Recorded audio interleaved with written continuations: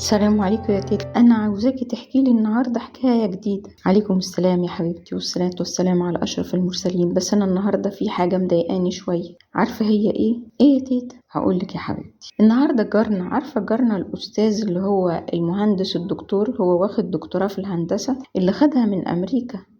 عارفاه؟ ماله؟ جه النهاردة عشان يحكي لي حكايته ويقول لي أعمل إيه.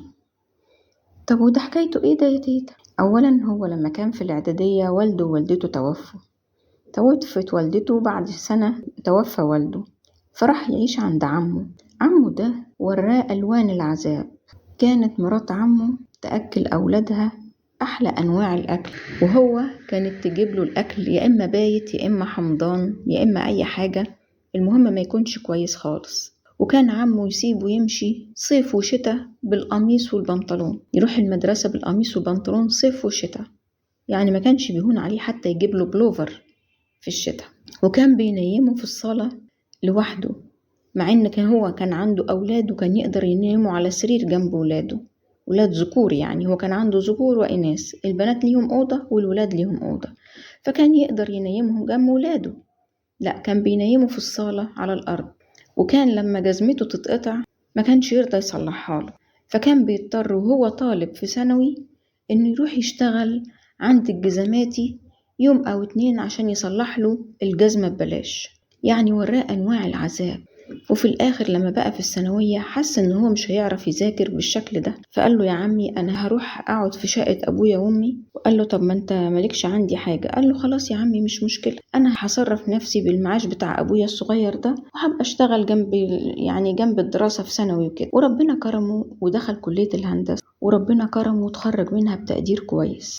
وبعد كده جه واحد صاحبه قال له انت قاعد هنا ليه ما بتحاولش تاخد ماجستير او دكتوراه من بره؟ قال له بس انا مش هعرف اوصل بره ازاي؟ قال له لا، تعرف توصل لبره، انت ممكن تجيلك منحة، ممكن عشان انت متفوق ممكن انت تسافر وتشتغل هناك وتدرس. قال له طب تعرف انك انت تخليني اسافر وكده؟ قال له انا سافرت وخدت الماجستير من هناك، انا دلوقتي هبدأ احضر الدكتوراه.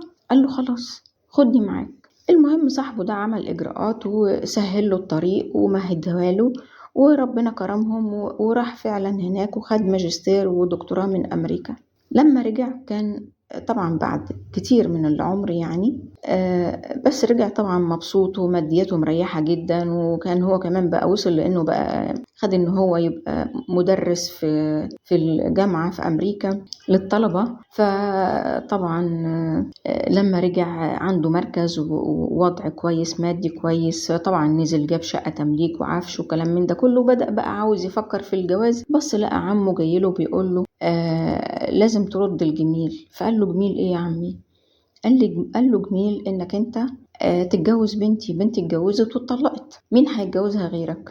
لازم ترد الجميل اللي انا شلتك وربيتك وشفتك وانت كنت في اعدادي، انت في ثانوي سبتني، لكن برضو لازم ترد الجميل. فجاي بيقول لي اعمل ايه؟ هل فعلا انا المفروض ارد الجميل؟ وهل هو كان اللي عمله معايا ده كان جميل ولا انا اعمل ايه؟ طبعا يعني زي ما بيقولوا اللي اختشوا ماتوا يعني.